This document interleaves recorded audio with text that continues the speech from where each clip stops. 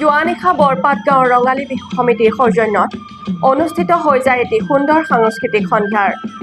অসমৰ জনপ্ৰিয় কণ্ঠশিল্পী বিপিন চাওডাঙৰ গীতৰ অনুষ্ঠানৰ লগতে চিৰসেউজ সাংস্কৃতিক গোষ্ঠীৰ গীত নৃত্য ইত্যাদিৰে মুখৰ হৈ পৰে এই অনুষ্ঠানটি।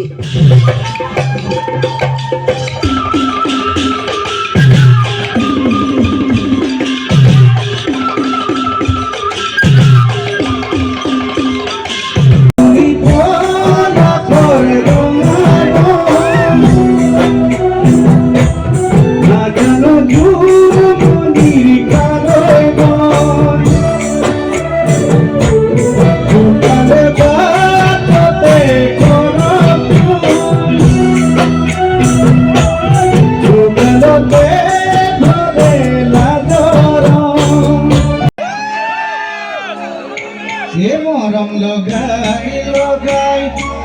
মৰম লগাই লগাই